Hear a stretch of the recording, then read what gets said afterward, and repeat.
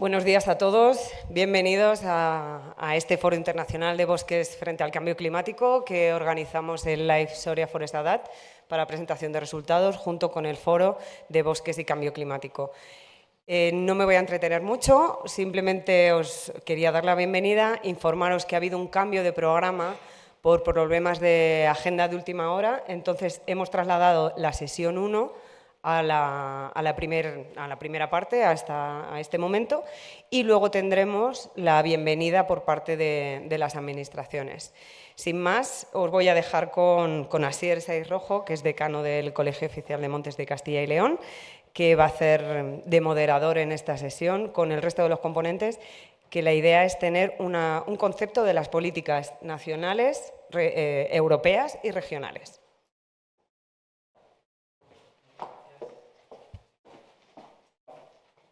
Bueno, pues antes de nada quiero dar las gracias a la organización porque, bueno, pues la invitación de poder moderar una mesa como esta me resulta especialmente interesante e ilusionante.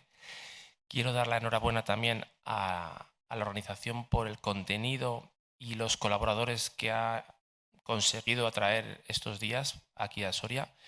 Me parece que es una jornada, o van a ser 2 jornadas especialmente interesantes para conocer distintas estrategias y ver un poco todos los retos que nos quedan en el ámbito del sector forestal y del cambio climático. Además, estar como moderador de esta mesa pues es un privilegio porque tengo el mejor asiento para aprovechar a estos 3 ponentes que os voy a presentar ahora a continuación y que me parece que nos van a poder dar una visión muy amplia y muy interesante sobre lo que estamos haciendo desde las administraciones en el sector forestal para la lucha contra el cambio climático. Como comentábamos, ha habido un cambio de horario y vamos a hacer también un poco un cambio de orden, pero bueno, os presento en primer lugar. A mi izquierda está Francisco Javier Ezquerra Boticario, doctor ingeniero de montes. Es actualmente coordinador de los servicios técnicos de la Dirección General del Patrimonio Natural y Política Forestal de la Junta de Castilla y León. Lleva más de 30 años de experiencia en el sector forestal en multitud de ámbitos, desde la investigación, la gestión forestal, incendios forestales, espacios protegidos, planificación y restauración forestal. Y ha realizado numerosas publicaciones de ámbito divulgativo, técnico y científico. Bueno, pues yo le quiero dar la bienvenida. Hola, Javier. Y bueno, pues destacar que Javier nos va a dar una visión amplia y global sobre el sector forestal basado en su experiencia, ¿no? en la Junta de Castilla y León y en el ámbito forestal. Después está a mi izquierda Beatriz Mayor Rodríguez, que es consultora principal en adaptación al cambio climático y políticas ambientales en Ricardo Consulting. Actualmente es responsable del servicio de asistencia técnica de la plataforma de implementación de la Misión Europea de Adaptación al Cambio Climático. Se llama MIP4Adapt. Beatriz es científica ambiental de formación y doctora en el nexo Agua, Energía, Alimentación. Es responsable de la gestión y ejecución técnica de proyectos con especial enfoque a la adaptación climática y a políticas de gestión del agua y soluciones basadas en la naturaleza. Hola, Beatriz. Y a mi derecha está Guillermo Fernández Centeno, ingeniero de montes, funcionario desde 2002, perteneciente al Cuerpo de Ingenieros de Montes del Estado y actualmente es consejero técnico de la Subdirección General de Política Forestal y Lucha contra la Desertificación en el Ministerio de Transición Ecológica y el Reto Demográfico. Ha desarrollado su actividad en diversos organismos como el Ministerio, como el Organismo Autónomo de Parques Nacionales, la Confederación Hidrográfica del Tajo y esta propia subdirección donde se encuentra ahora. Y es experto en sistemas de observación remota por la experiencia adquirida en el Instituto Nacional de Técnica Aeroespacial y además ha sido profesor de topografía, geodesia y astronomía en la Escuela Técnica Superior de Ingenieros de Caminos, Canales y Puertos en la Universidad Politécnica de Madrid. Buenos días, Guillermo. Bueno, pues tras esta presentación en la que me gusta un poco que tengamos la visión global de la mesa y tengamos un poco el hilo conductor, voy a dar la palabra a Javier Ezquerra Boticario para que nos presente en 15-20 minutos un poco la visión y la acción de la Junta de Castilla y León en la adaptación de los bosques al cambio climático.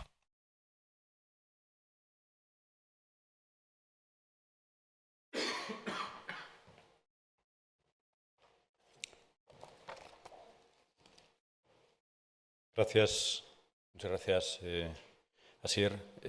Gracias al foro por la llamada, a Beatriz por su disposición y su organización, por supuesto, y enhorabuena también ya a todos los integrantes del proyecto LIFE, porque creo que es un proyecto LIFE en el seno del que se enmarca esta jornada bastante exitoso y productivo en cuanto a resultados, ¿no? Y eso pues indica que hay un trabajo detrás muy importante de todas las personas que han podido contribuir. Yo quería hacer simplemente un flash. Obviamente podemos estarnos muchísimo tiempo hablando del tema que nos trae y de hecho durante estos días pues, se detallarán muchas cuestiones, ¿no? Si tuviera que resumir en una palabra lo que estamos haciendo a nivel autonómico, pues diría interiorizando.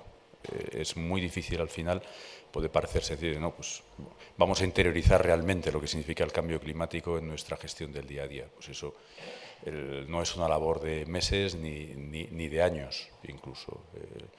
Llevamos mucho tiempo manejando, décadas, cientos de años manejando los ecosistemas con una serie de paradigmas y de principios, y ahora esos principios pues cambian de una forma acelerada y hay que incluir cuestiones como el cambio climático que son absolutamente trascendentes en el corto, en el medio y en el largo plazo, y eso obliga pues a cambiar muchas formas de pensar y obviamente pues a ir adaptando todos los mecanismos de la gestión. En eso estamos cada vez de una forma más contundente y a eso ayudan en gran medida pues proyectos como este, ¿no?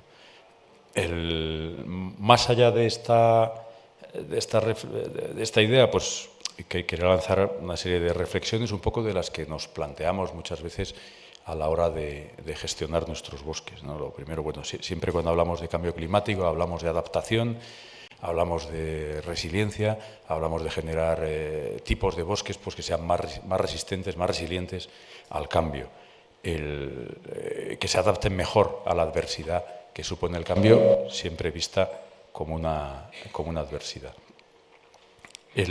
Ahí hay algunos riesgos también en esa visión sobre qué es lo que queremos, si unos bosques que se mantengan siempre, o unas formaciones forestales que se mantengan igual, que no evolucionen, que sean capaces de simplemente resistir o de que tengan capacidad de irse adaptando a esos cambios. O buscamos algo que después de un cambio, por drástico que sea, se pueda recuperar, ¿no? Ahí ponemos a veces el ejemplo, bueno, pues no todo es el cambio climático, puede haber formaciones que a día de hoy podamos pensar que van a ser más resilientes al cambio climático que otras, pero que realmente sean mucho menos atractivas o menos interesantes o menos provechosas para la sociedad que otras, ¿no? O sea, a lo mejor podemos pensar que para el cambio climático se van a adaptar mejor los tomillares que los robledales, pero eso no significa que tengamos que tratar de forzar a sustituir los robledales por los tomillares, ¿no? Puede ser un ejemplo. Y dentro de lo que es la gestión siempre debemos pensar qué partes está en nuestra mano modificar, qué es lo que queremos o qué es lo que podemos o cambiar o mantener. Podemos hablar muchas veces nos centramos demasiado, como acabo de hacer yo ahora en el ejemplo que he puesto, en las especies, y muchas veces debemos de tratar de mirar más allá de las especies y ver qué es lo que hay detrás, ver las estructuras, ver los parámetros de las masas forestales, que muchas veces influyen en el resultado del cambio, tanto como el hecho de una especie o de otra, y también los procesos ecológicos que hay detrás desde el punto de vista ecológico y desde un punto de vista más amplio pues también los usos y los aprovechamientos y al final los valores de esas zonas, ¿no?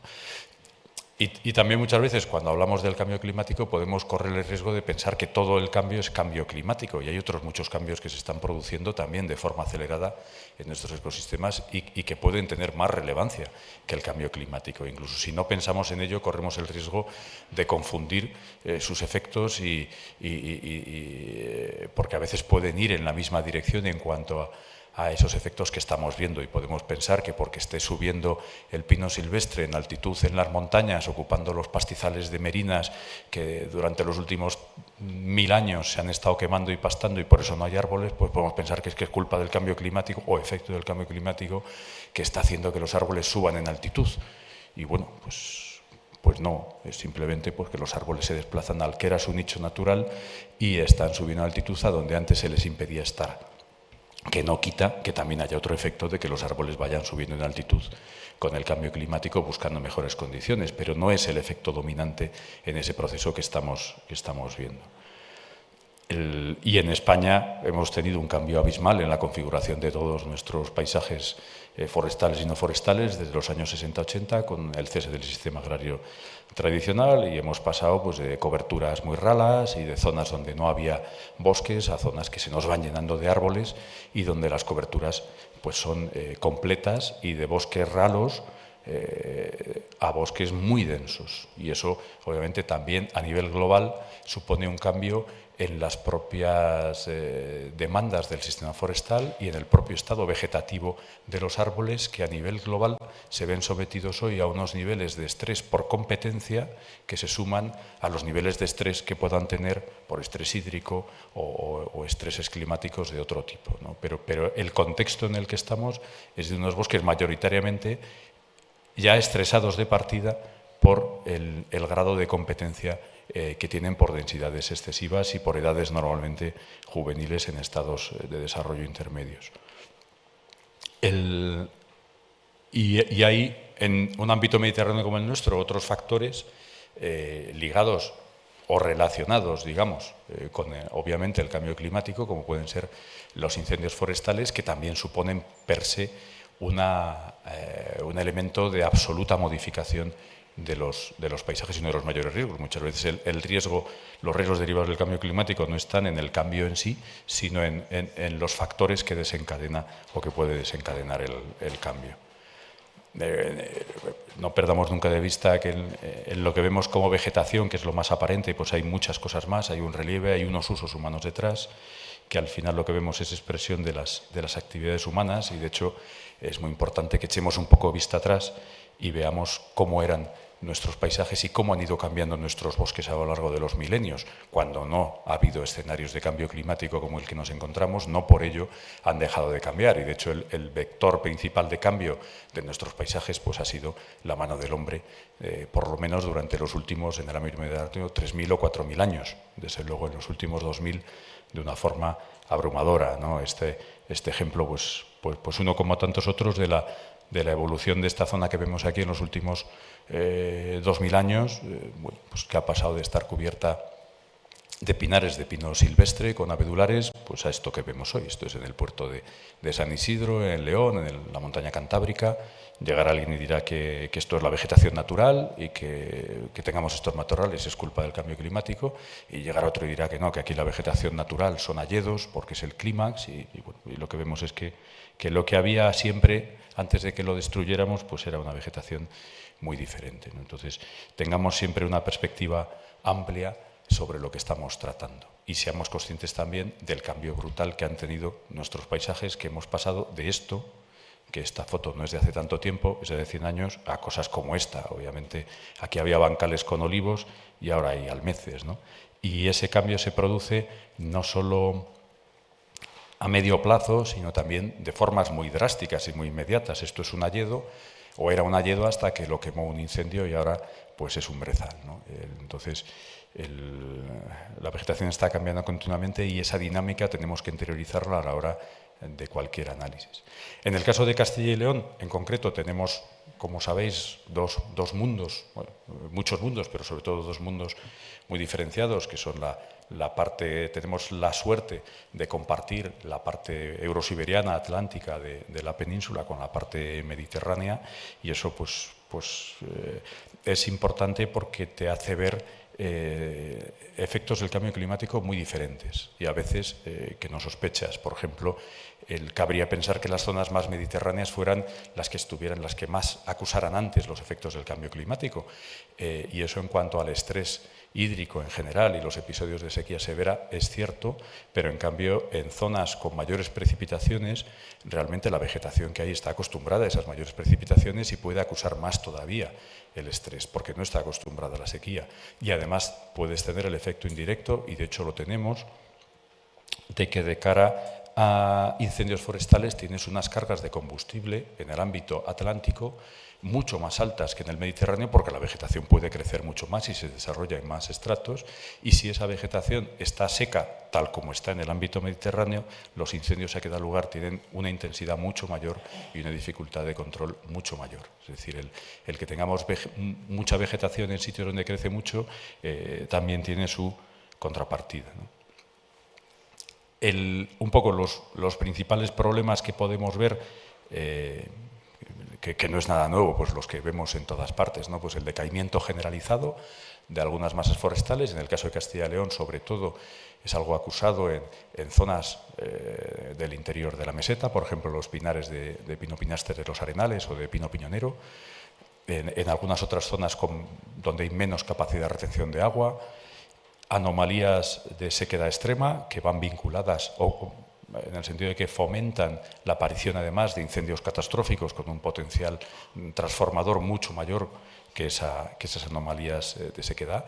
Muchas veces esas anomalías de sequedad extrema en la vegetación van ligadas también a anomalías meteorológicas, en el sentido de episodios de efectos meteorológicos que no son habituales, y la mezcla de ambas cuestiones la tuvimos en el desgraciado año de 2022, donde esa sequedad extrema con un porcentaje de una probabilidad de ignición del 100% en toda la vegetación fina de la comunidad se unía episodios de tormentas secas con vientos cambiantes que tampoco son tan frecuentes en nuestro territorio, ¿no? La falta de regeneración, por supuesto, vinculada más a algunas especies y muchas veces también ligada a esas zonas con decaimiento generalizado. Tenemos ya cada vez más áreas, sobre todo en el interior de la meseta, donde hay pocas especies disponibles que puedan vivir para regenerar y donde no se consiguen regenerar en periodos de tiempo más largos de lo habitual.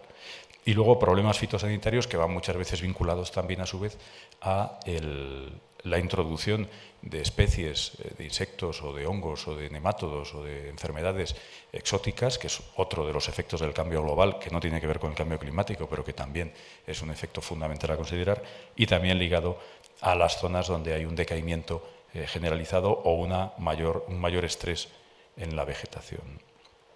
Bueno, esto es simplemente abundar en lo que hemos comentado de en qué medida el cambio climático afecta a los regímenes de incendio a través de episodios excepcionales, pero también los propios incendios retroalimentan el cambio climático con las emisiones y el efecto de reducción de bosques que generan, ¿no? Y llegamos a cosas como esta, bueno, pues el fuego más veloz de la historia. Ante esto, ¿qué hacer? Bueno, pues yendo mucho a los conceptos, pues lo primero asumir que tenemos una situación, que tenemos un problema y que lo vamos a seguir teniendo, sobre todo. Esto no lo vamos a arreglar. Lo que podemos es tratar de adaptarnos a esta situación, comprender en qué medida real el cambio climático está afectando a los ecosistemas, deslindarlo de los otros procesos que también hay que seguir teniendo en cuenta y actuar. Y dentro del actuar, pues podemos actuar de muchas formas, pero sobre todo en la especificidad o en la generalidad. En la especificidad a través de identificar los refugios climáticos, aquellas áreas que puedan ser más importantes para una eventual traslación de especies o para un mantenimiento de determinadas especies que podrían, si no, verse abocadas a desaparecer.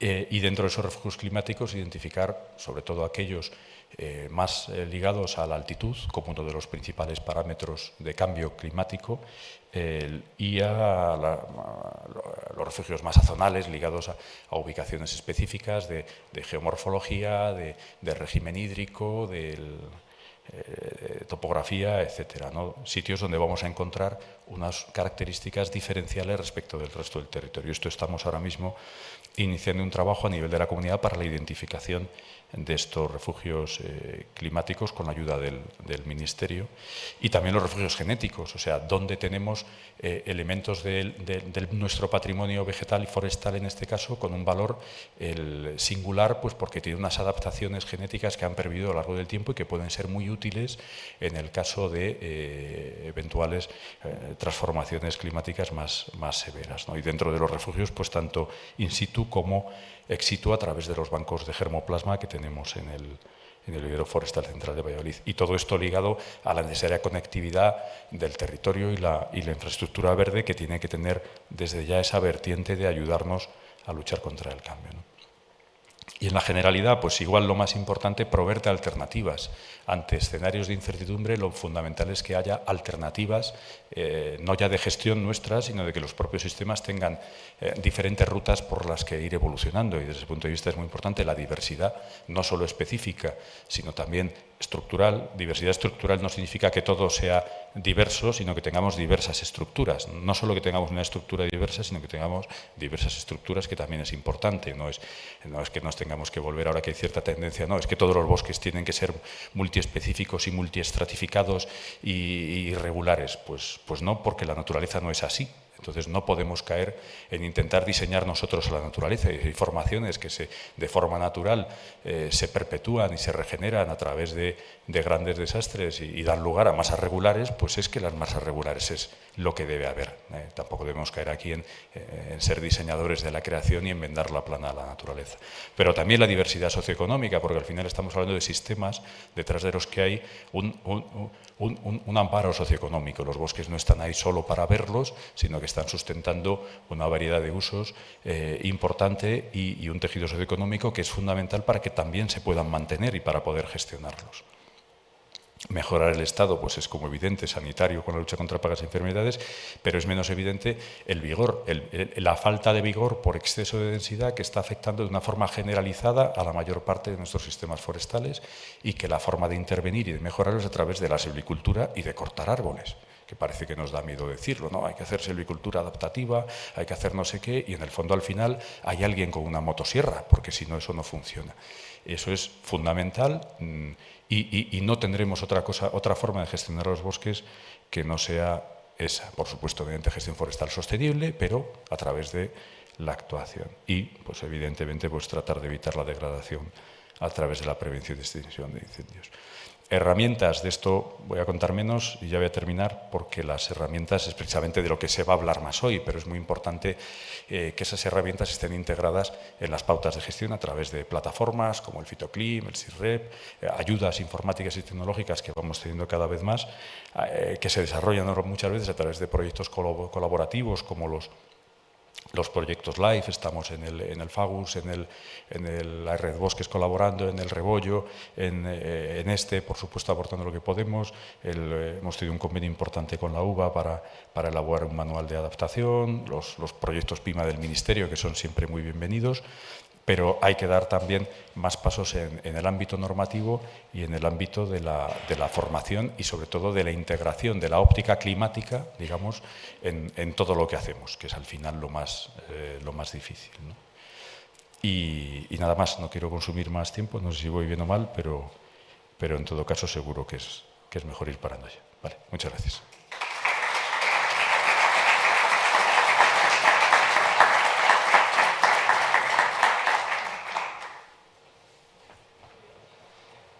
Gracias, Javier, tanto por el contenido como por adaptarte al tiempo.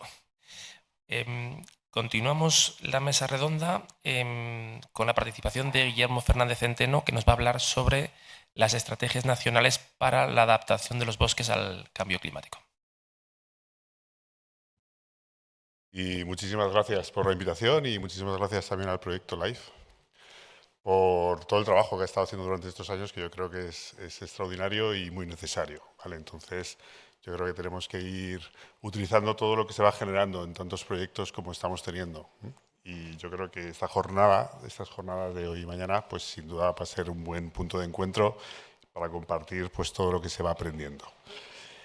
Mi presentación la voy a ceñir al tema de las estrategias, de las tantas estrategias que tenemos a nivel nacional, quizás demasiadas, y intentar explicar la coherencia entre ellas y los objetivos que persiguen.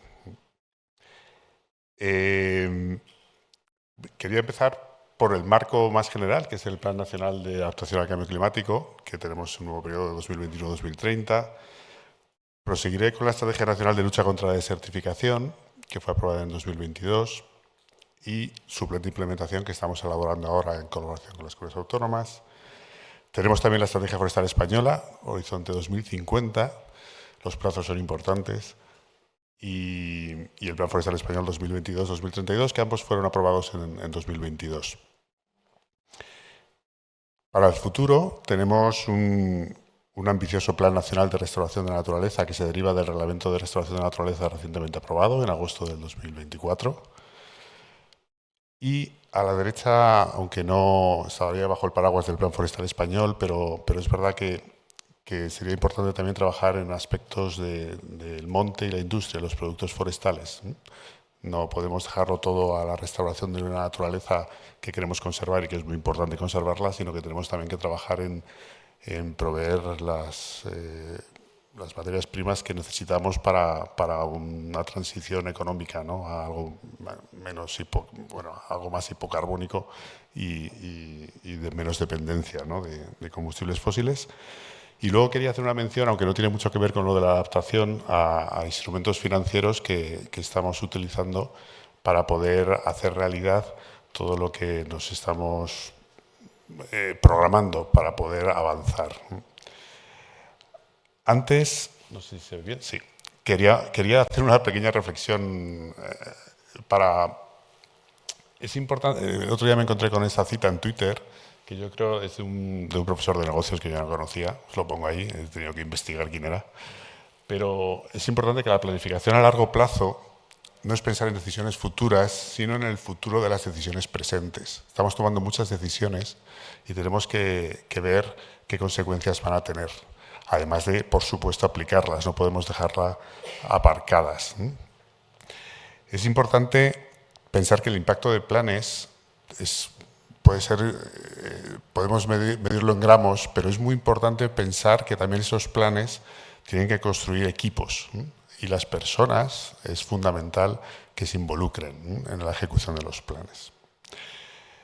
También es importante, y es un detalle, pero no todo lo que hicieron los anteriores estaba mal. Y tenemos que recuperar toda la información que se ha ido generando, las buenas prácticas que se han ido desarrollando y ver el impacto que han tenido. Esto es muy importante. Por eso os pongo ahí al lado, no os veis mucho, pero bueno, es el Plan de Forestal Español 2002 con sus indicadores, hacia dónde querían ir. Tenemos también que partir de diagnósticos hechos. Cada vez tenemos más información, pero tenemos también que utilizarla, explotarla. No vale con tener la información, tenemos que explotarla para poder tomar las decisiones adecuadas. Y tenemos a lo mejor que no pensar tanto en planificar. Tenemos también ese enfoque innovador, estamos sacando proyectos innovadores importantes, hay muchísimos ahora mismo en marcha y tenemos que ser capaces de tener ese caldo de cultivo que genere innovación sin necesidad de tener que tener un plan para poder innovar, ¿vale? Porque hace falta innovación también. Nos encontramos con problemas que a veces pues no ha sido fácil prever y hay que darle solución.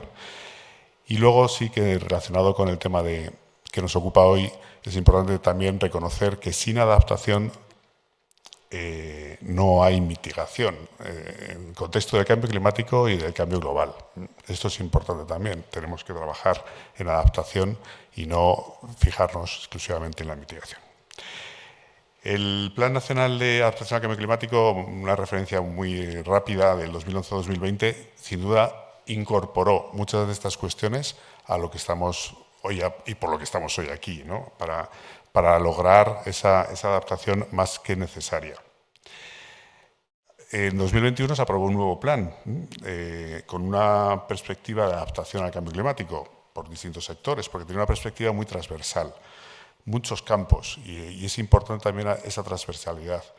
También por muchos actores. Hay infinidad de actores que pueden intervenir y que tienen que intervenir, desde propietarios, empresas, sindicatos, lo que sea, administraciones, y también multinivel. Las escalas es fundamental cuando estamos planificando, ¿vale? O incluso cuando elaboramos indicadores para evaluar cuáles son nuestras políticas.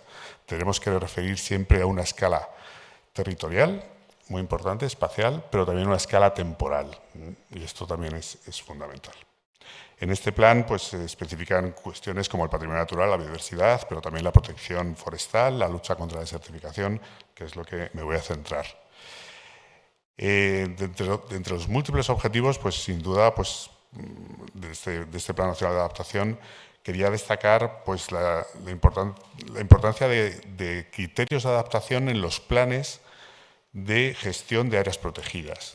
Hay que recordar que las áreas protegidas en España, pues el 40%, por ejemplo, de la superficie forestal está protegida con algún sistema. Vamos a utilizar esa protección para adaptarnos. Igual que el 80% de la Red Natura 2000, ¿no? Que lo componen montes, en sentido amplio. Entonces es importante también recabar eso y utilizar toda la planificación sobre el territorio existente para poder adaptarnos. Esto es una idea clave. También otra idea clave es la de necesidad de gestionar, necesidad de luchar contra el abandono. Saber que los planes de gestión tienen que incorporar esas medidas de adaptación. Tenemos que saber cómo evolucionan nuestros montes, nuestros bosques, para poder adaptarnos a las nuevas circunstancias, al cambio global que existe, y tenemos que tener unas herramientas para poder hacerlo. Otra estrategia importante es la de desertificación que estamos trabajando en el Ministerio. Este es un tema también absolutamente transversal y sin duda muy necesario para poder lograr una adaptación.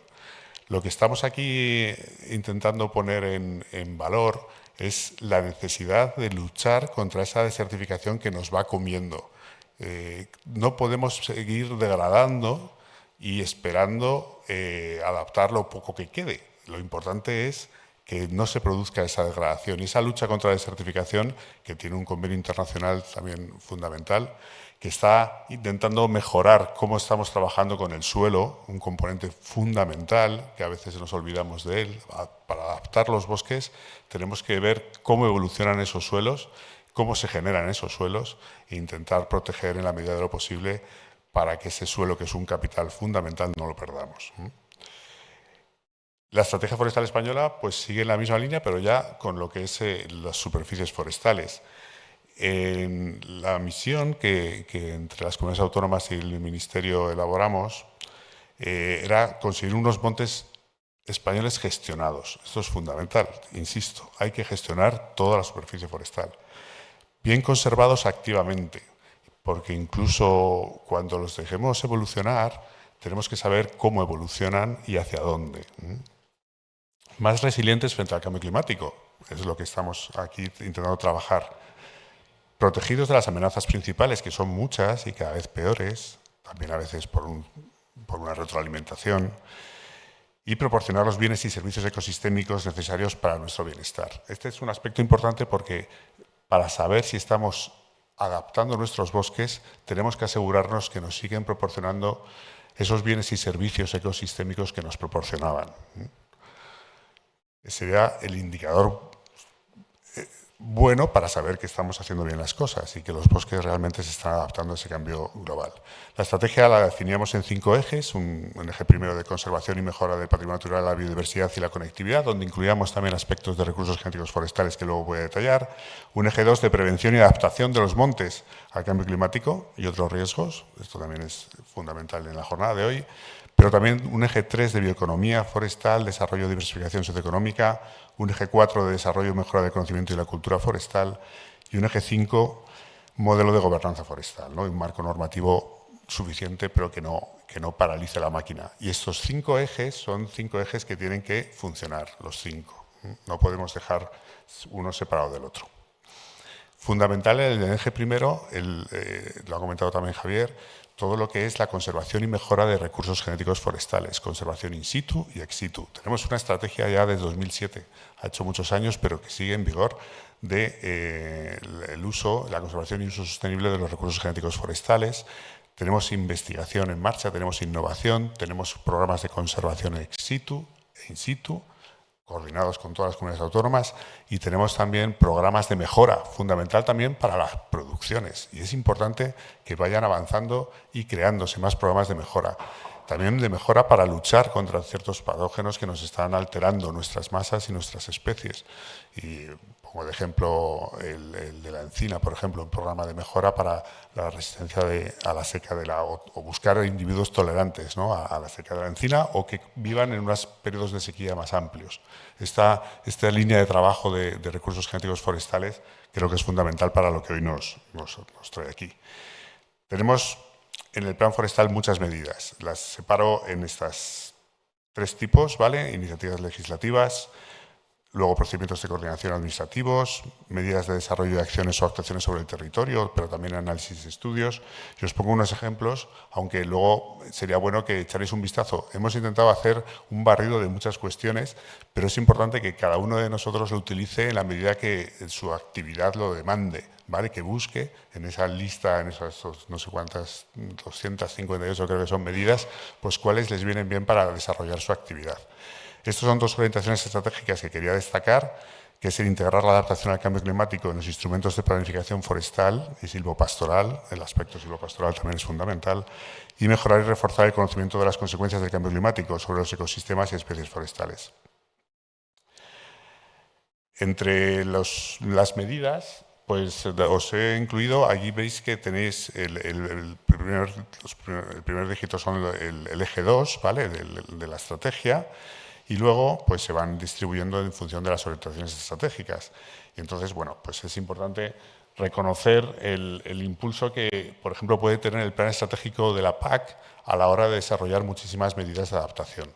No podemos olvidarnos, es nuestra principal financiación, la PAC, y sin duda tenemos que utilizarla al máximo, ¿no?, en la medida que nos lo permitan, pero tenemos que plantear nuestras actuaciones dentro de ese marco. Tenemos también, por ejemplo, pues, bueno, todo lo que son los proyectos de absorción, que tenemos que utilizar no solo para hacer proyectos de absorción, tiene que ser necesario que esos proyectos de absorción, además, contribuyan a la adaptación de los nuevos bosques que estamos creando. Y esto es una idea muy básica, pero es fundamental, ¿vale? Y tiene que sumarse, todo tiene que ser lo que se dice ahora, sinergias, pero es que es así. Tenemos otras medidas como la puesta en valor de matorrales y pastos para la ganadería extensiva o el carbono orgánico en suelos para incrementarlo. Son fundamentales para adaptar, para aumentar la retención de agua de los suelos. Es algo fundamental que los forestales llevamos haciendo un montón de años y tenemos que seguir haciendo. Y, pues bueno, un problema grave como es el de la propiedad abandonada, tenemos que ver los mecanismos que tengamos en la mano para poder activar esa gestión y que los propietarios o quien ocupe su lugar, ¿vale?, pues puedan hacer la gestión necesaria en cada uno de los montes. También aprobamos unas directrices básicas comunes de gestión forestal sostenible que establecen un marco para estas instrucciones de ordenación de montes que lo que pretenden es facilitar que los planes sean más fáciles de hacer y más fáciles de ejecutar, de hacer. Y luego hacer un seguimiento de los mismos para ver cómo va. Tenemos la Ley Europea de Restauración de la Naturaleza, que también es una necesidad para poder adaptar nuestros ecosistemas al cambio global. Ahí establecen medidas, os lo resumo muy rápido, pero se trata de ejecutar medidas para mejorar el estado, bueno, la buena condición de los hábitats, de la red natura principalmente, aunque de todo tipo de hábitat también. Ese es el artículo 4. Y luego el artículo 12, que se fija en los ecosistemas forestales, estableciendo que hay también la obligación de ejecutar medidas para lograr mejorar unos indicadores muy globales que hay que aterrizar en una escala temporal y por supuesto, de territorio, para poder utilizarlos con su significado. Pero, por ejemplo, hay un indicador importantísimo de conectividad que tenemos que hablar. Pues ya estamos hablando de qué estamos haciendo para mejorar la conectividad en nuestros sistemas forestales. En el Ministerio también tenemos varias aplicaciones importantes. La toma de información es fundamental. Nos hemos volcado. Tenemos un sistema de información terrestre que estamos intentando integrar toda la información que se va generando para la mejora de toma de las decisiones. También incluye sistemas de alerta para detectar decaimientos, por ejemplo, de masas forestales. Tenemos que estar preparados y tomar las medidas necesarias cuanto antes mejor. También colaboramos con la academia, en este caso con el INIA, el Instituto Nacional de Investigaciones Agrarias. Estamos desarrollando trabajos interesantísimos, por ejemplo este que os pongo aquí del Modern Forest, fundamental también para seleccionar y conocer mejor qué especies son adecuadas para determinado clima, determinado suelo. Es una labor fundamental que están haciendo la investigación desde hace muchos años, pero que tenemos que poner en valor también. Y luego la Comisión Europea pues tiene sus trabajos también para poder hacer un seguimiento de las repoblaciones forestales, del aumento de la superficie forestal que se va haciendo, pero no son todo repoblaciones, también tenemos que trabajar en otras soluciones basadas en la naturaleza, que la repoblación es una de ellas, pero también, por ejemplo, con tratamientos silvícolas importantísimos para, por ejemplo, en esta masa de rebollar, en los antiguos resalveos. Tenemos que ver cómo podemos financiar eso, tenemos que ver porque puede que sea lo necesario para poder adaptar esas masas al nuevo contexto climático. Entre los fondos, y ya termino, tenemos muchos fondos, ¿vale? Es importante que ahí yo lo pongo con los presupuestos generales de Estado y de las comunidades autónomas, tenemos mucho nivel de inversión estos años más, pero tenemos también los fondos europeos que siguen ahí y tenemos que aprovechar al máximo también para estos objetivos. Tenemos instrumentos financieros que hemos utilizado poco, pero que en el futuro seguramente tengamos que utilizar más. Y tenemos, por supuesto, estos fondos Next Generation y del plan de recuperación que han sido fundamentales a la hora de poner en marcha muchas medidas y tenemos que ejecutarlas. Tenemos hasta junio de 2026, pero es fundamental ver qué consecuencias están teniendo. Y luego quería hacer hincapié en la necesidad de tener financiación también por fuentes público-privadas. Tenemos que crear esos sistemas, ¿no?, de pagos por servicios ambientales, porque al final esto es como una retroalimentación. Si nosotros queremos tener buena conservación, buen estado de conservación, los hábitats, los ecosistemas, necesitamos conocer los servicios que nos proveen y cuantificarlos y poder intentar, de alguna manera, conseguir financiación para que se mantengan esos servicios en el tiempo. Y cualquier financiación es necesaria. Aquí acabo la presentación. Muchísimas gracias. Espero haber ajustado el tiempo. Gracias.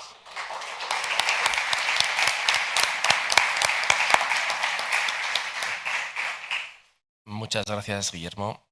Bueno, pues vamos a terminar esta primera presentación con Beatriz Mayor Rodríguez, que nos va a hablar sobre el proyecto Meet for Adapt, apoyo en el desarrollo de estrategias de adaptación multisectoriales que incluyen el sector forestal.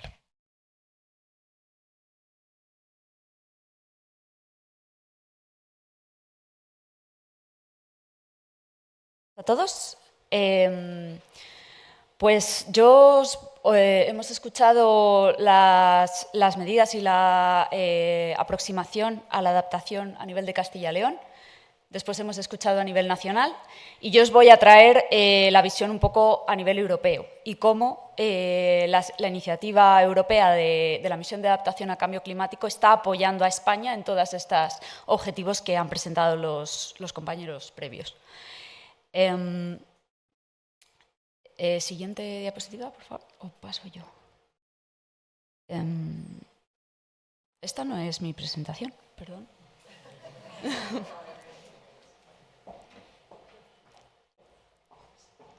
No sé si puedo yo.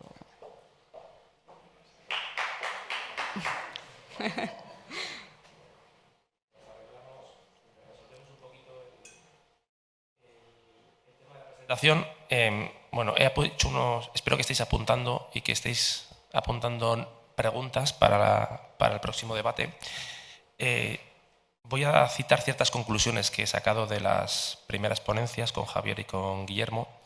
Javier nos hablaba del equilibrio entre el cambio climático y el interés social, ¿no?, como idea fundamental también de sostenibilidad futura. Estamos hablando de aprovechamientos, de despoblación rural, etc.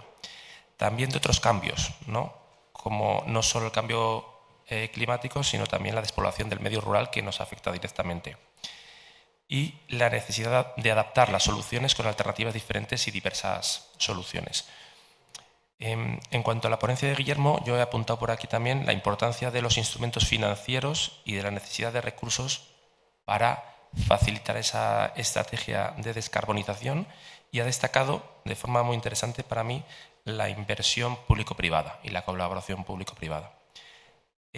También la importancia de las personas en estos planes y en su desarrollo, y la necesidad de una mayor innovación, un poco como mensajes principales. Voy a lanzar una pregunta de las que tengo apuntadas y posteriormente os dejo también al público la palabra. Teniendo aquí a Javier y a Guillermo, ¿cuáles son los principales limitantes o condicionantes para poner en marcha y desarrollar este tipo de estrategias? Estamos hablando a nivel regional en el caso de Javier y a nivel nacional en el caso de Guillermo. A nivel, yo entiendo, yendo más un poco a la parte de la gestión, obviamente hay varios limitantes, ¿no? Hay un limitante importante de la incertidumbre en el conocimiento, realmente exactamente de qué estamos hablando, a qué escenario realmente debemos acogernos como más probable y qué implicaciones tiene. Eso es un hueco que cada vez se va llenando más. Cada vez hay más información y cada vez esa información está en un modo que es más admisible y más trabajable por parte de los gestores. Luego hay otro limitante general, que es la inercia que tenemos todos siempre a la hora de cambiar nuestra forma de actuar, y luego un limitante económico también, no solo para qué tipo de acciones tenemos que aplicar, sino para poder trasladar esas necesidades y esas herramientas a todo el mundo. Totalmente de acuerdo con Javier. Si acaso ampliarlo también al problema que estamos teniendo para ejecutar ciertas acciones que son necesarias, y yo creo que sabemos que se tienen que hacer, pero para los que faltan personas que las hagan. Yo creo que más en esta región de Castilla y León, ¿no? Tenemos un problema tremendo de falta de personal cualificado para realizar ciertas tareas que hacen falta, y sobre todo en el territorio, ¿vale? No tanto en despachos, sino más en donde se tienen que ejecutar, y desgraciadamente es difícil contar con personas. Muy bien, pues muchas gracias. Vamos a continuar con la ponencia de Beatriz. Bueno, espera que cargue estamos. la presentación.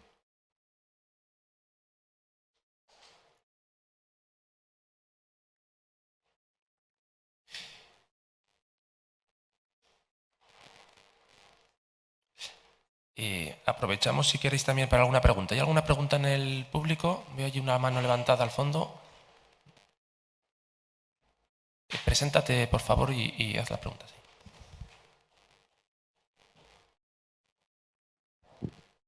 Hola, soy Pedro José García Martínez, vecino de Almazán. No soy soriano. Tenía una pregunta, porque claro, el de la derecha, izquierda tuya, impecable en lo que ha hablado. El señor ese te ha dado suerte y te has expresado, que es lo más importante. ¿Por qué la reticencia a crear pantanos en las cabeceras de los ríos? ¿Por qué no multiplicar la vida más en todos los aspectos? No Gracias. Sé si Perdón. Gracias por la participación. No sé si encaja mucho en el tema al que estamos tratando. Abro los micrófonos a las dos personas, pero no sé si es un tema que hayamos tratado y que sea objeto de esta mesa.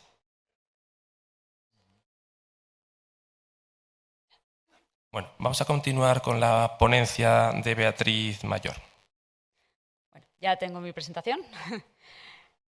Gracias por el tiempo. Y bueno, como decía, voy a presentar la misión de adaptación al cambio climático, que es una de las 5 misiones que ha financiado la Comisión Europea para tratar de impulsar los objetivos del Pacto Verde, que puede que les suene, con el fin de avanzar en los objetivos de sostenibilidad de Europa. Son 5 misiones, entre las que estaba el Pacto Europeo por el Suelo, que ha mencionado Guillermo previamente, y concretamente en la misión de adaptación al cambio climático tiene el objetivo de dar apoyo al menos a 150 regiones y comunidades europeas hacia la resiliencia climática para 2030. Dentro de la misión se creó lo que es la plataforma de implementación de la misión, que es MIP4ADAPT, que tiene el objetivo de apoyar a estas regiones y autoridades locales para planificar sus acciones de adaptación, es decir, preparar planes de adaptación a nivel regional y a nivel local. La misión cubre las 3 escalas, da apoyo de manera más indirecta al nivel nacional, pero sobre todo se centra en las regiones y en las comunidades locales, que incluyen ciudades, municipios y todos los niveles.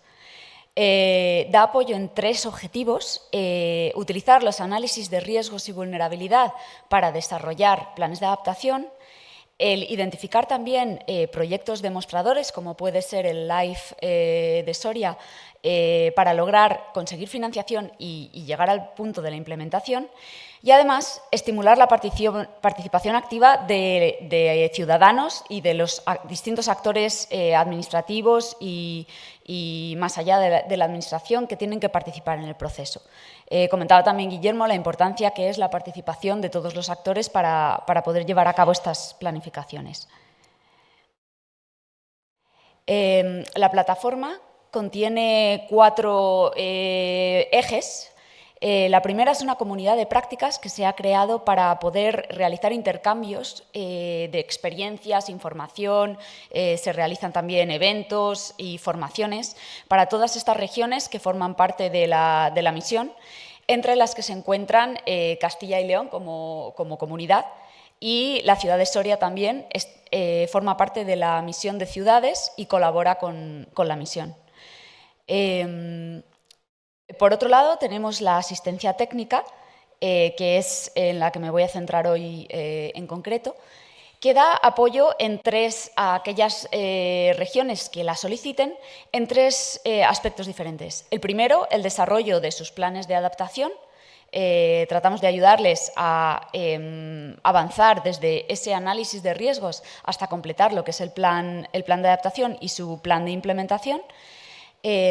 Además, para aquellos proyectos que ya hayan identificado dentro de este plan, buscar financiación utilizando pues, los instrumentos que ha mencionado Guillermo previamente, más todos los fondos europeos que están ahora mismo a disposición o disponibles para poder apoyar este tipo de proyectos. Y, en tercer lugar, dar apoyo sobre cómo involucrar a los ciudadanos y a las partes interesadas en todo este proceso de planificación. Por otro lado, MIP4ADAPT tiene una parte de comunicación que pueden todos seguir por Twitter o por LinkedIn con el tag de MIP4ADAPT, en el que podéis seguir todo tipo de publicaciones relativo a los eventos que se hacen, a las distintas iniciativas, a las distintas herramientas que está congregando a raíz de todos los proyectos que está financiando Horizonte Europa en términos de adaptación. Y además genera un sistema de monitoreo y evaluación de la misión en el que se va monitorizando cómo van alcanzándose los objetivos. Si ya hacemos el foco en España, hay 19 regiones y autoridades locales que se han hecho signatarias de la misión, es decir, que cuando se lanzó en 2022 firmaron la Carta de la Misión, entre las que podéis ver que están prácticamente todas las regiones y bastantes ciudades, incluidas las Islas Canarias y Baleares. Y dentro de estas 19, 15 de ellas han solicitado la asistencia técnica de la plataforma de implementación, que es impartida por 2 empresas en España. Ricardo, que es la empresa a la que pertenezco yo, como coordinadora, además del Servicio de Asistencia Técnica a nivel europeo, y eCatalyst, que es la otra empresa que está trabajando. Entre estas 15 figuran la ciudad de Valladolid, que está recibiendo asistencia técnica, la región de Castilla y León como región, que aplicó y estamos con ellos tratando de apoyarles, que a su vez han recibido, han sido una de las 20 regiones que van a recibir apoyo del proyecto Pathways to Resilience. Y también estamos con Aragón, que ha sido otra de las, que son los vecinos, otra de las regiones que ha trabajado. Pero también estamos trabajando con el País Vasco, Galicia, Asturias, la Comunidad de Valencia y la Ciudad de Valencia, la Junta de Andalucía, la provincia de Granada, la región de Murcia, y esperamos tener para el final de nuestro proyecto a las 19 recibiendo apoyo. Además, Me4Adapt tiene un servicio de asesoramiento abierto al público, que llamamos el Helpdesk. Si la presentación se comparte, todo esto lleva vínculos que pueden ustedes luego acceder. Y este servicio se puede utilizar para hacer preguntas relativas a la comunidad de prácticas de la misión, hacer consultas relativas a cuestiones técnicas de la adaptación que nuestros equipos técnicos pueden resolver, dar apoyo para las solicitudes de asistencia técnica a aquellas regiones que quieran solicitarla y también cuestiones relativas a los eventos que organiza la misión y el foro de la misión, que es un evento anual que se realiza todos los años y que también se puede apoyar por esta vía. Pues hasta aquí un poco lo que es la introducción de lo que es la plataforma de la misión y la misión en sí misma. Y ahora quería traeros algunos ejemplos ya más enfocados al sector forestal de soluciones que se han implementado en el marco de la misión. Estos casos de estudio o casos de ejemplos exitosos están colgados en la plataforma Climate Adapt, que es la plataforma donde de alguna manera se congrega toda la información que se genera dentro de la misión y a raíz de todos los proyectos que están apoyando la adaptación, y las podéis encontrar en los vínculos que veréis en las diapositivas. El primer ejemplo que quería traer es un ejemplo de reforestación con especies autóctonas y custodia del territorio en Baquio, en el País Vasco, donde se ha realizado una reforestación con el fin de identificar los riesgos y vulnerabilidades de los montes de Baquio e impulsar la adaptación para su gestión a las variaciones, para su adaptación a las variaciones de temperatura mediante distintas fases de soluciones basadas en la naturaleza. Se hizo un convenio de custodia en el territorio, una caracterización y preparación de 2 parcelas forestales municipales seleccionadas para la actuación, una repoblación con especies autóctonas, campañas de control de rebrotes y especies invasoras y un plan de seguimiento y mantenimiento. Las principales amenazas que abordaba esta actuación eran la lluvia extrema, inundaciones, sequías e incendios, que veremos a lo largo de todos los ejemplos que he traído, que son los principales riesgos que están afectando a los bosques actualmente. Voy a pasarlo de manera un poco rápida porque tengo varios ejemplos para no extenderme demasiado, pero en las diapositivas pueden ver más en detalle todos estos ejemplos que traigo. El segundo ejemplo es una evaluación de la eficacia en adaptación de medidas de gestión forestal, en este caso en las cuencas catalanas del Muga, el Ter y el Segre. Las medidas que se realizaron aquí fue un proyecto para evaluar diferentes medidas de adaptación, considerando los costes económicos y ambientales, un poco relativo a lo que mencionaba Guillermo de dar ese valor a los servicios ecosistémicos. Y en selvicultura, las acciones piloto que se desarrollaron para ver el impacto de la gestión forestal en la salud del bosque, en la disponibilidad de agua y en el riesgo de incendios. La propuesta resultante incluyó reducir la densidad de árboles mediante desbroces y clareos y aplicación de diferentes tratamientos según sus condiciones ambientales y del terreno. De nuevo, servía o tenía el objetivo de dar una solución a las amenazas de sequía, altas temperaturas y riesgo de fuegos. Y en el cuadradito de la fuente podéis acceder al caso de estudio donde está esto desarrollado en más detalle. El tercer ejemplo es el fomento de la resistencia climática de los bosques, que se ha dado, en este caso en Portugal, en Viseu das Lafoes, y disculpadme mi portugués. donde la medida que se hizo fue un testeo de técnicas tradicionales de quema controlada y pastoreo como seguimiento al proyecto LIFE que tienen ellos de Landscape Fire. En términos de quema controlada, hicieron un uso controlado del fuego para eliminar la vegetación acumulada y reducir el riesgo de incendios en condiciones totalmente seguras y controladas. Y en pastoreo dirigido hicieron un uso del ganado para controlar la vegetación, reduciendo la biomasa combustible e incluyendo una planificación de los tiempos y las áreas específicas que eran el foco de actuación. Y además incluyeron un elemento de infraestructura y equipamiento, instalando cercados, abrevaderos y refugios para gestionar el pastoreo. Vemos de nuevo que las amenazas abordadas eran las mismas mencionadas previamente, además de los impactos para la salud por el humo, que es un impacto que surge en toda la parte que afecta a los incendios.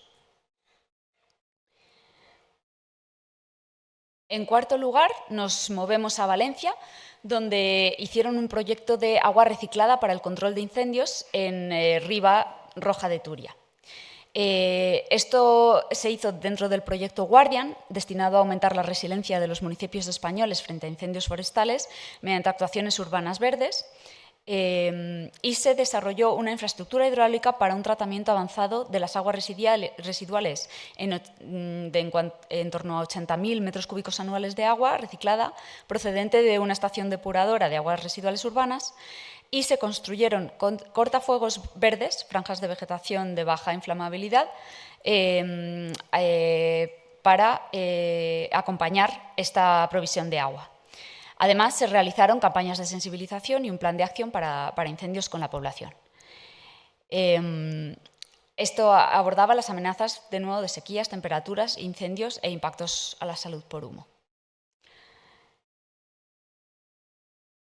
El siguiente ejemplo nos lleva a Italia, en que se creó una comunidad de prácticas para la gestión de los desechos forestales en la Puglia, en torno al lago Ochito, no sé muy bien cómo se pronuncia.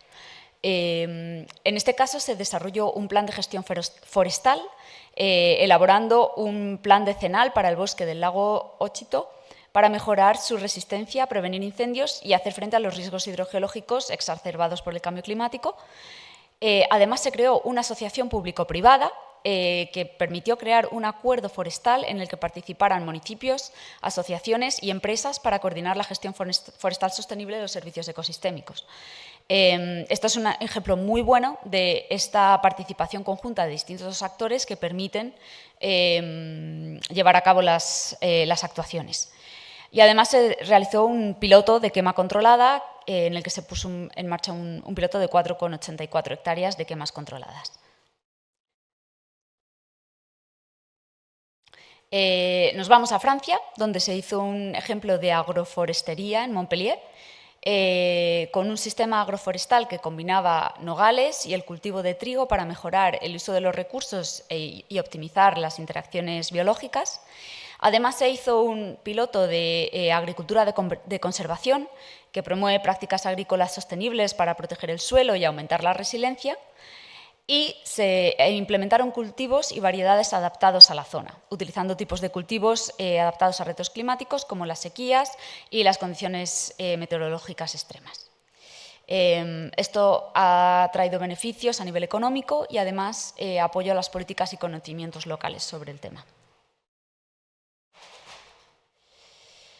Y para terminar, no podía dejarme atrás el caso del Forest Adapt de Soria, con la silvicultura sostenible y adaptada al cambio climático, donde se presentará en más detalle a lo largo de todo el día de hoy, pero se ha creado un bosque mixto con diversas especies y edades de los árboles, con soporte gubernamental a propietarios, el funcionamiento de un sistema continuo de prevención de incendios, el seguimiento de los bosques con certificaciones y horarios y la colaboración con los propietarios y otras partes interesadas, campañas de sensibilización y educación, y con el apoyo de varios proyectos LIFE ejecutados en Soria, han incluido los proyectos de LIFE Soria Forest Adapt, el LIFE Rebollo y el Interreg Sust Forest Plus, permitiendo de nuevo hacer frente a los riesgos de sequías, temperaturas extremas, incendios e impactos a la salud por humo.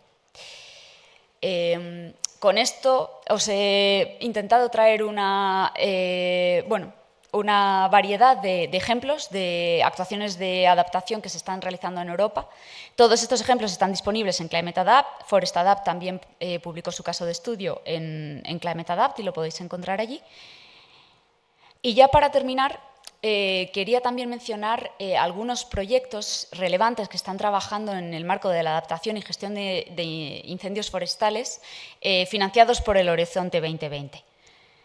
Hay una diversidad enorme de proyectos tanto de la convocatoria de la misión como de convocatorias previas, como en este caso estos 3 proyectos pertenecen a la convocatoria del Pacto Verde, del Green Deal, que se financió en 2020, y que todos ellos pertenecen a la comunidad de prácticas de la misión, están continuamente publicando casos de estudio y diversas herramientas que van desarrollando y que os invitamos a todos a que podáis seguir en sus webs y a través de plataformas como es la de la misión y, por ejemplo, la Oficina de Apoyo a los Proyectos del Green Deal Support Office, que también tiene una página web donde podéis encontrar toda esta información.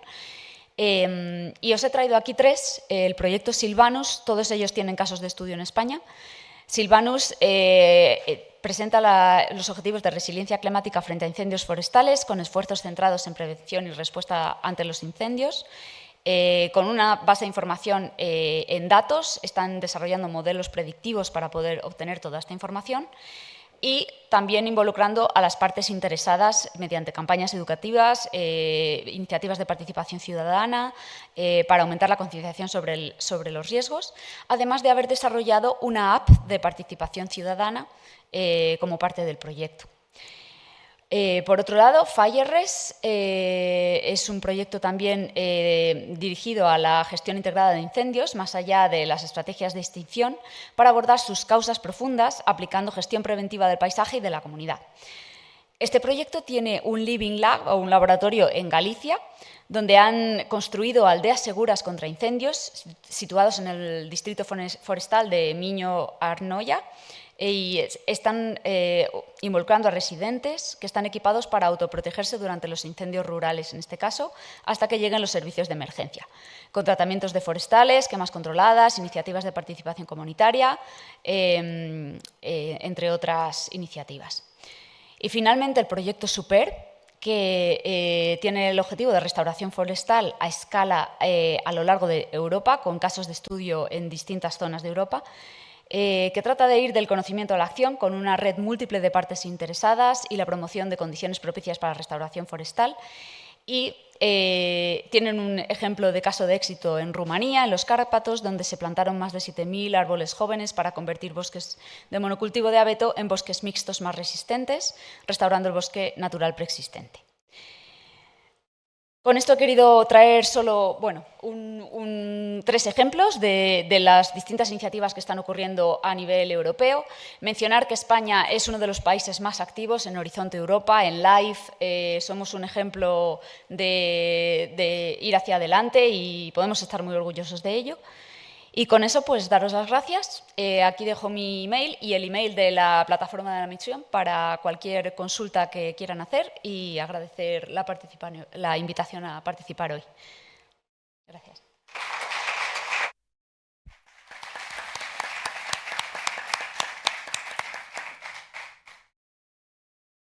Muchas gracias, Beatriz. Bueno, pues vamos a pasar a un periodo rápido de debate y después intentaré que haya una opción de preguntas por parte del público. La primera pregunta que les lanzo a mis 2 compañeros, ya que Javier se ha tenido que ausentar por temas de prensa y de comunicación, la pregunta es la siguiente. Hay una gran cantidad de estrategias, proyectos, iniciativas públicas, privadas. ¿Hay una suficiente coordinación entre todos estos proyectos y estrategias? ¿Hay solapes, desequilibrios? ¿Que identificáis alguna necesidad en ese sentido? Guillermo. Sí, bueno, en mi presentación he intentado hacer una pequeña explicación, ¿no?, del intento de coherencia que hay entre estrategias.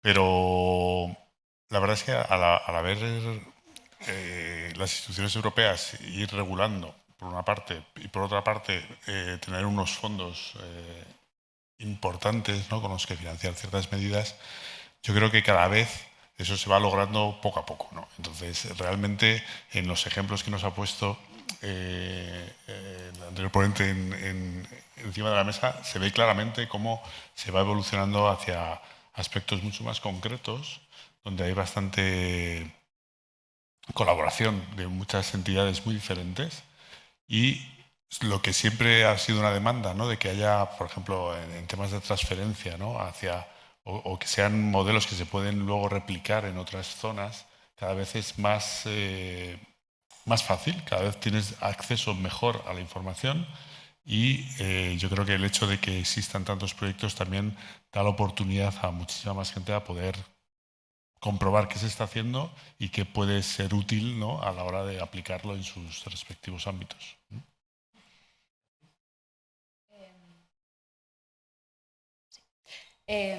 Verdaderamente el tema de la coordinación es el más complicado, posiblemente, porque hay muchas iniciativas a nivel europeo, a nivel español, pero realmente se está haciendo mucho trabajo, se está intentando coordinar tanto a el nivel europeo entre las distintas misiones, el nivel regional, para tratar de ayudar a las distintas regiones que han querido unirse a distintas iniciativas a ver cómo poder coordinarlas y realizar eficiencias, y con el nivel nacional, por supuesto, tanto a nivel de planificación como a nivel de financiación. Y de hecho, uno de los pasos que fomenta la metodología que se está tratando de promover a nivel europeo para los planes de adaptación es que siempre todos los niveles hagan referencia al nivel nacional, a las estrategias nacionales de adaptación al cambio climático, y a las regionales, en el caso de que sean municipales, para tratar de que haya una coherencia siempre en términos de objetivos y de alineamiento. Otro tema también que hemos tratado y que ha salido, creo que en las 3 ponencias un poco, es que estamos hablando de una estrategia o de estrategias transversales, ¿no? Aquí tenemos un foro con alta carga del sector forestal, pero todas estas estrategias y proyectos muchas veces son transversales a otros ámbitos de la sociedad. Yo lanzo a mis compañeros 2 preguntas. La primera está relacionada con la segunda. Dentro del sector forestal, yo creo que históricamente hemos sido un poco estancos, poco permeables con el resto de la sociedad y el resto de sectores. La pregunta es un poco, ¿comprende la sociedad actual conceptos que estamos tratando aquí, como la silvicultura adaptativa? Realmente nos estamos juntando en este foro para ver cómo salvar nuestros bosques, ¿no? Cómo los bosques que conocemos actualmente, cómo salvarlos frente al cambio climático. ¿Creéis que la sociedad comprende nuestros conceptos y nuestros proyectos? Y sobre todo, ¿cómo podemos promover o a qué agentes hay que implicar para llegar a todos los ámbitos de la sociedad? Bueno, siempre ha sido el déficit, ¿no?, en el tema de comunicación de lo que hacemos a nivel de gestionar los montes, ¿no?, y los bosques. Yo creo que se están dando pasos, si bien puede que no sean suficientes. Hay una carencia también de estudios sobre qué considera la sociedad, ¿no? O sea, la percepción de la sociedad sobre los bosques, sobre los que quieren de ellos, yo creo que son cuestiones que no están claras todavía por muchos de nosotros. También es verdad que la diversidad yo creo que la separación entre el mundo urbano, ¿no?, y el mundo rural está acrecentando esa falta de conocimiento de lo que realmente se hace con una gestión forestal. También es verdad que le vamos poniendo calificativos y a veces esto empieza a ser complicado, porque si alguien habla de silvicultura adaptativa, ¿no?, pues es como si la anterior silvicultura no se fuera adaptando, ¿no? Simplemente, pero bueno, el tramo único en los métodos de ordenación, pues lo que buscaba era intentar ampliar los plazos para poder regenerar eso que habías cortado, ¿no? O sea, a nivel nosotros desde la ciencia forestal siempre se ha apostado mucho porque las técnicas que se utilicen pues logren los objetivos de mantener, ¿no? de esa masa forestal y que dando los servicios necesarios. ¿Que eso nos ha explicado? Nos ha explicado y realmente tenemos ahí pues mucha tarea por hacer. Estos proyectos también yo creo que son importantes. Todos tienen su apartado, ¿no? sus módulos sobre comunicación y divulgación. Y yo creo que también en ese aspecto estos proyectos están siendo muy enriquecedores, ¿no? Tanto este Forest Apt como cualquiera de los que ha mencionado antes Beatriz. Yo creo que tenemos cada vez más necesidad de comunicar lo que se hace, de comunicar los éxitos que tenemos y también, ¿por qué no?, de comunicar algunos fracasos que vamos teniendo, ¿no? Y de hecho, la misión fomenta mucho, ya lo he comentado, uno de los ejes de la asistencia técnica es la participación ciudadana y de las partes interesadas, de todos los actores que incluyen desde las administraciones hasta las empresas privadas, hasta el tercer sector, las ONGs y la ciudadanía. Y se está tratando de fomentar que se hagan eventos ciudadanos no solo para informar, sino para hacerles partícipes también y obtener su propia opinión y su propia visión en los procesos de planificación. Además, hay muchas técnicas o dinámicas que se están desarrollando para hacer esos eventos, para hacerlos dinámicos, para generar realmente esa participación por parte de la gente. Y es muy interesante lo que va saliendo. El colectivo de los jóvenes y los niños siempre es uno de los focos y además son muy, muy receptivos a todos los temas de naturaleza y de ahí hacia arriba creo que hay mucho que comunicar realmente y se puede hacer mucho. Otro tema también que ha salido, creo que en las tres ponencias, es un poco el tema de los recursos, ¿no? Necesitamos recursos financieros, recursos de mano de obra. La pregunta un poco que quiero lanzar también es, ¿tenemos los recursos suficientes, por ejemplo, los recursos financieros? ¿Y qué herramientas consideráis más adecuadas para obtenerlos en los próximos años? Creo que ya hemos comentado un poquito eso, pero sí que me gustaría sintetizar vuestro punto de vista sobre este aspecto. Bueno, recursos financieros son cíclicos, ¿no? Yo creo que tenemos que estar preparados para esos ciclos, ¿no? A lo mejor ahora sí que podemos ver que hay muchísima inversión pública principalmente. También empieza a haber inversión privada. Estamos en un ciclo, yo creo, muy favorable en cuanto a financiación. Tenemos problemas de ejecución por parte de las administraciones que tendrían que resolverse. Ya no solo es que haya financiación posible, sino que además tendríamos que ser mucho más ágiles a la hora de contratar y de hacer un seguimiento de las obras y de los trabajos que se realizan con esa financiación.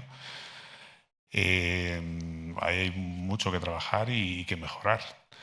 Lo que tenemos que estar es lo que comentabas así al final, ¿no? El problema yo creo que tenemos que buscar mecanismos, ¿no?, público-privados que den más agilidad y también más constancia, más estabilidad al sistema financiero para gestionar nuestros montes, ¿no?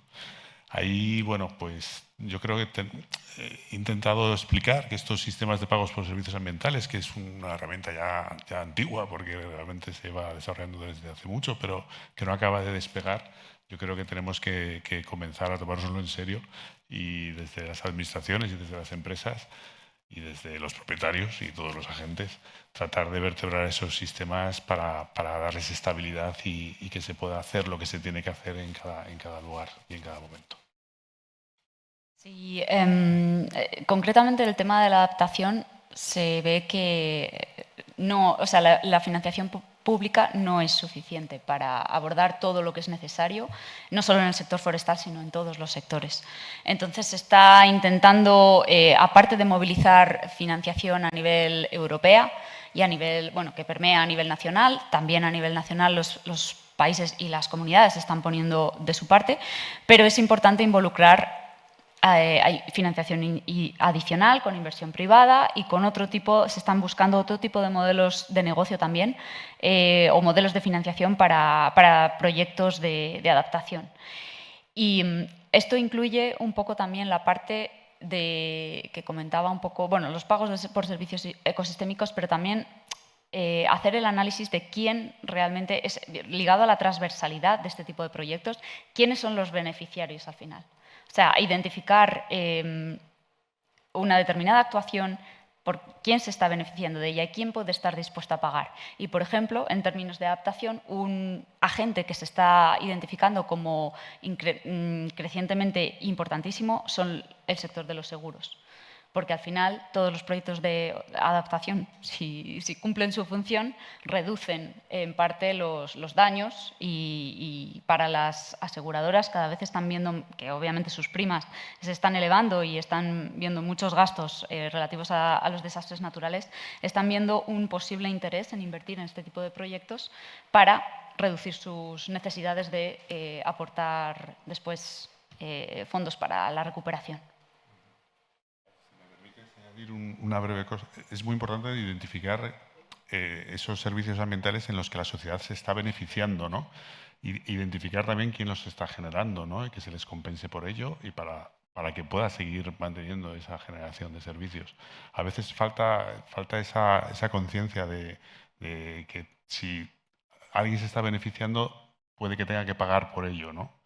Sobre todo para mantenerlo, no ya para enriquecer a nadie, sino porque es necesario para poder mantener ese servicio. Y yo creo que ahí falta todavía esa ligazón. La verdad es que estamos entrando en un ámbito complejo, pero súper interesante, ¿no? Lo que estamos hablando de multifuncionalidad, de servicios intangibles en algunos casos, donde el reto es, encima, captar recursos de esos propios servicios. Nos quedan 10 minutos y voy a pasar una ronda de preguntas. ¿Hay alguna mano por ahí levantada? Esa es la primera.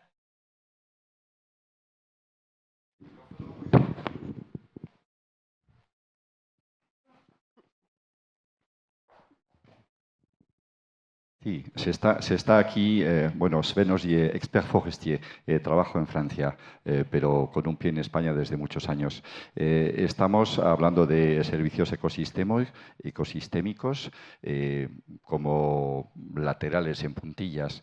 El bosque público protege el agua pública que consumimos todos los particulares. El bosque particular también forma parte de los recursos de protección del agua.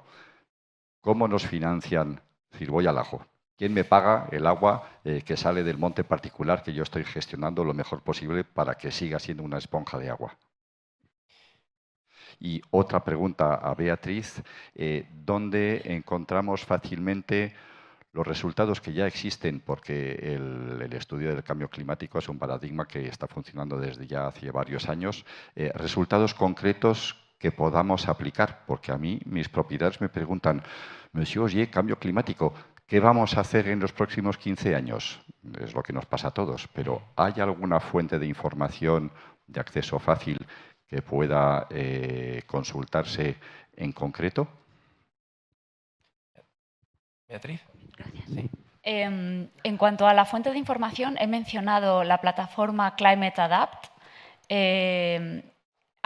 Esa plataforma la ha creado la Comisión Europea con la idea de que sea el repositorio oficial o general en el que vuelquen sus resultados todos los proyectos de investigación que están ocurriendo en términos de cambio climático, tanto de mitigación como de adaptación. Además, en términos de los escenarios climáticos y los datos un poco más cuantitativos de análisis, existe la plataforma Copernicus o el sistema Copernicus desde el que se pueden descargar todos los escenarios. Entonces, esas dos fuentes son las más indicadas. Y me gustaría también un punto relativo a la primera pregunta sobre quién puede pagar como pues el trabajo que yo hago, ¿no?, a nivel particular para mantener los bosques. Y quería, ya que ha comentado que es francés, quería traerle un ejemplo de París, precisamente, donde la Compañía de Aguas de París, este es un ejemplo que conozco desde hace tiempo, invirtió en la protección de las fuentes de agua de toda la zona forestal, precisamente porque se dieron cuenta de que mantener esas fuentes de agua limpias les suponía una reducción de costes en depuración, en potabilización de las aguas. Ese puede ser un ejemplo de mecanismos en que beneficiarios privados y públicos pueden, a través de inversores externos que perciban un beneficio directo de esos servicios, pueden recibir una ayuda o una compensación por sus labores de mantenimiento.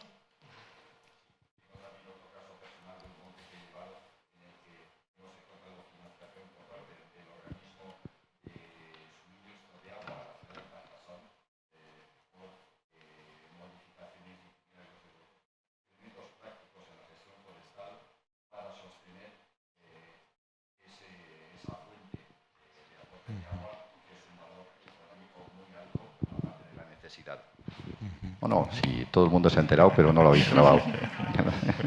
Bueno, pues luego se lo cuento. Sí, casos concretos hay, ¿no? Yo creo que sí que, bueno, el Estado de Nueva York desde hace muchísimos años también paga, ¿no?, a los propietarios de los bosques, ¿no?, para poder asegurarse un agua de calidad. En México también hay muchísimos programas donde los ejidos, ¿no?, que son montes comunales como aquí, pues también se están pagando para... quizás no todo lo que se debía, también cuánto, ¿no? Es muy importante aquí, y ahí es donde quiero poner que para poder pagar primero tenemos que cuantificar, ¿no?, porque si no es muy difícil. Y luego, todavía algo más complicado, tenemos que valorar. Sí, sí, pero bueno, ¿cuánto...? Bueno, aquí en España el precio del agua no es tal, sino son de las infraestructuras para poder llegar hasta donde está.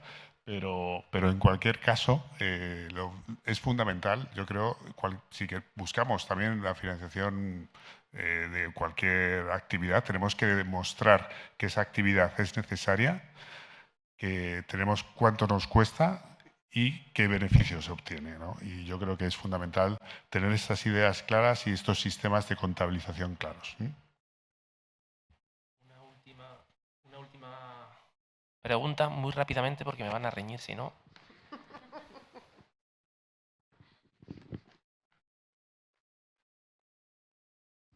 Buenas tardes, mi nombre es León David, yo soy originario de México, soy ingeniero geofísico por profesión, que básicamente es para la explotación de hidrocarburos, pero aquí en Soria estoy estudiando el máster de bioenergía y sustentabilidad energética. Por ahí Javier mencionaba que hace 2000 años fue cuando se empezó con la deforestación masiva aquí en estos sectores, y por ahí mencionaban varios términos como ay, se me fue ahorita, como el estrés hídrico y la descarbonización. Entonces, con todo esto que hemos escuchado, bueno, mi pregunta sería, ¿aún estamos a tiempo para retroceder en el cambio climático, o más bien todos estos proyectos de los que están hablando son para desacelerar la velocidad en el que en cambio climático ha ido evolucionando? Yo creo que nuestros esfuerzos se están centrando sobre todo en este foro de hoy, en saber qué tenemos que hacer para adaptarnos a las nuevas condiciones climáticas, que en algunos casos pues estamos ya padeciendo, ¿no? Entonces, estas sequías prolongadas requieren de una gestión distinta a la que generalmente se hacía antes, y estamos viendo qué hay que hacer en esa gestión de esas masas forestales para poderlas conservar. Entonces, yo creo que todo lo que hagamos, tanto para mitigar pero muy necesario para adaptarnos a estas nuevas circunstancias, es en lo que estamos, ¿no? También no hay que ser catastrofistas. Yo creo que en muchas cosas tenemos que cambiar mucho más rápido seguramente, aunque desgraciadamente yo creo que nos vamos a dar cuenta tarde, pero yo creo que es importante el ir haciendo desde cada uno desde su ámbito lo que puede hacer. Básicamente lo que él ha comentado es, están estos dos frentes, que es la mitigación y la adaptación, que se están intentando impulsar En paralelo, se está intentando dar fuerza un poco a la adaptación, porque la mitigación, que es la captura del carbono, de esta aceleración del cambio climático, es en lo que se ha puesto más el énfasis últimamente. Y simplemente mencionar que en el caso de los bosques es el sector particular que tiene, junto con la agricultura, la facilidad de que son 2 en 1, porque los propios bosques capturan CO2 y por tanto desaceleran el cambio climático, con lo cual mantener unos para la adaptación tiene también además el beneficio de que también reduces el cambio climático. Muchísimas gracias. Vamos a dar por terminada esta primera sesión, que espero que haya sido interesante. Animaros a trabajar mucho estos 2 días y sacar muchas conclusiones de este foro. Y nada, desearos buen día. Muchas gracias.